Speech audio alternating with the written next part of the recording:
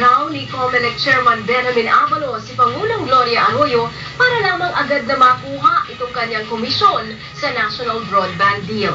Sumbong ng anak ni House Speaker Jose De Venecia na si Joey De Venecia, advance payment pa lamang $131 million na raw ang tinanggap ni Abalos mula sa ZTE. Kaugnay po ng balitang yan, makakausap natin si Teresa Andrada. So, Tere, nagpa-press con pala itong si Joey De Venecia, no? Paano ba niya nabanggit ang pangalan ni Pangulong Gloria Arroyo dito sa ZTE deal? Oo, Sherry, ito yung first time na lumabas si Joey De Venecia para kausapin yung halos lahat ng mga miyembro ng media.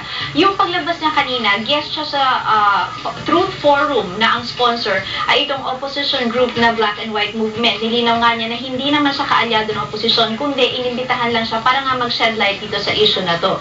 As far as yung sa pagbanggit ng pangalan ni Pangulong Arroyo is concerned, sabi ni Joey, isa daw ito sa mga nangyari daw ito during the meeting of Abalos with him in China, kasama yung mga ZTE officials noong December. Hindi na nabanggit ni Joey kung paano exactly sinabi ni Abalos yung pangalan ni Presidente. Pero ang gist nito was in desperation na daw para makuha na raw ni Abalos yung kanyang komisyon para sa pag-broker dito sa National Broadband Network Deal. Sherry, narito yung naging pahayag kanina ni Joey De Venecia.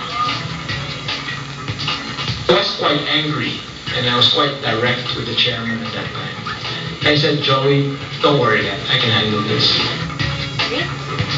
Okay, bukod ba sa Pangulo, Tere, meron pa bang ibang opisyal ng gobyerno na nabanggit daw itong si Chairman Abalos habang ginagawa ang negosasyon with the ZTE officials?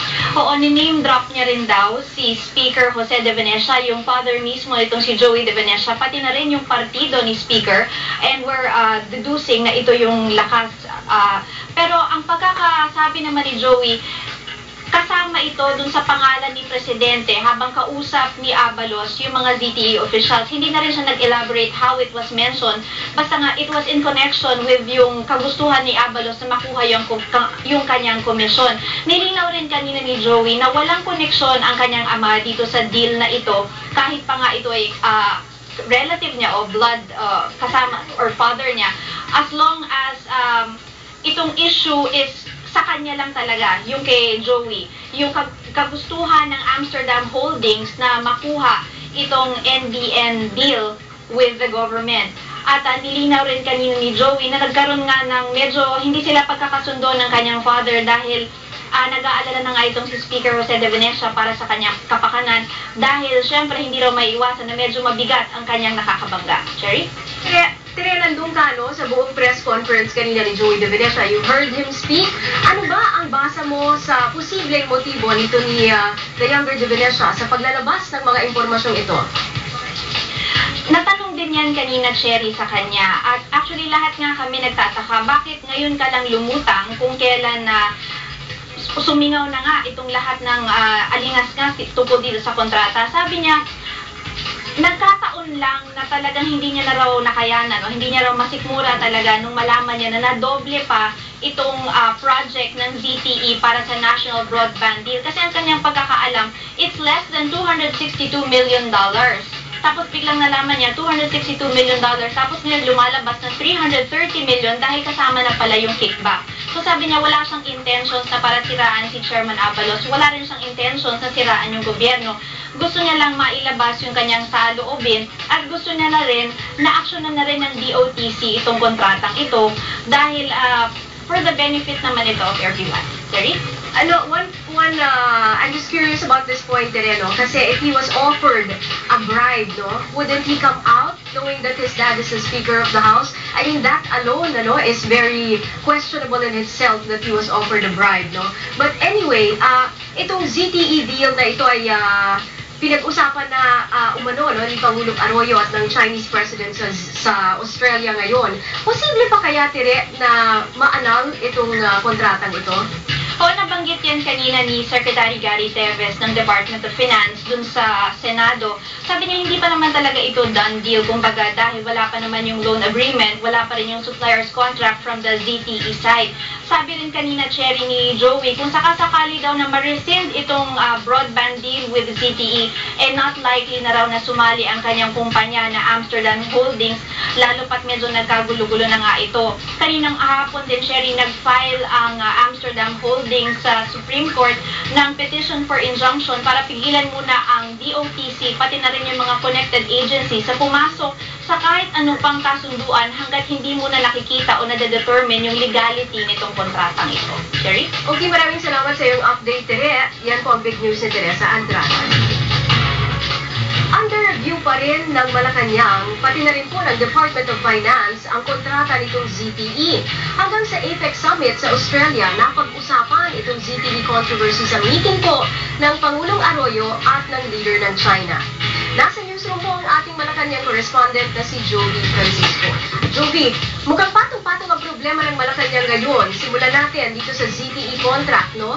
Ni-name drop daw si Pangulong Arroyo ni Commissioner Chairman Avalos. Anong reaksyon ng Malacanang? Cherry, pati dito sa name-dropping issue ay wala pang opisyal na pahayag dyan ng Malacanang. Lalo pat karamihan ng mga opisyal ng Pangulo ay dumiretso nga pumunta doon sa May Davao ngayon kung saan dumiretso ang Pangulo mula sa Sydney. At pero kung mapapansin mo, Cherry, maski naman noon pang pumutok ang issue ng ZTE ay inilalayo na ng palasyo ang issue sa Malacanang. Basta sa ngayon, sabi nga ng Pangulo sa Sydney noong nakipagpulong sa Chinese Premier doon, under review ang nasabing kontrata. Kanina, sabi ni Chief Legal Counsel Sergio Apostol, wala pang dumarating sa kanya mga papeles at kontrata para pag-aralan o i-review, Cherry. What about this involvement of Secretary Neri na pati daw siya ay inoferan din ng bribe na 200 million pesos? Ang alam natin dyan, Cherry, nagkaroon na sila ng pagkakataon makapag-usap closed door ni Executive Secretary Eduardo Ermita. Pero yung detalye niya na hindi pa naiyayag sa media. Hinihintay pa namin itong weekly press con ni ES Ermita para malaman natin kung ano talaga yung pinag-usapan nilang dalawa. Okay, isa pang update na hihingi namin sa iyo, Jovi, ano? Ito naman tungkol sa Hello Garci. Itong lumutang na pangalan ni Yusek Remedios Poblador sa Hello Garci issue nga. Papayagan ba siya ng Malacanang na pumunta sa Senate hearings? Cherry, kung natandaan mo ng Biyernes na nag-usap tayo ng live at nasabi natin doon na handa nga daw to si Medi na humarap sa kahit na sino, ayon na rin sa kanya pakipag-usap kay Secretary Puno noong araw na yon, hindi ba, Cherry? Pero lumalabas sa mga pahayag ngayon ng Malacanang na hindi naman pala ganun kadali na makausap si Medi dahil i-invoke pa rin nila yung EO 464, Cherry. Okay, pag-usapan naman natin, Jovi, ang mangyayari sa Miyerkules, no? Ang araw na ibababa ang hatol kay ERAP. What is behind this proclamation of a National Day of Prayer by Malacanang? Okay, para lang malinaw, yung pagka-proklama nung araw na yon bilang National Day of Prayer, matagal na to, mga siguro a month ago pa to inanunsyo at naibalita na natin yan dito sa ating network. Kaya hindi naman talaga yan sinasadya. Hindi naman pa naman din alam ng Malacanang noon na itong araw na ito yung idedeklara naman ng Sandigan Bayan ng araw kung kailan ibibigay yung verdict. So sa araw na yon, ang sinasabi, itong si Pangulo ay dadalo doon sa prayer rally sa Lipa, kung saan aaten nga doon ang maraming mga deboto para nga magkaroon ng National Day of Prayer at rally.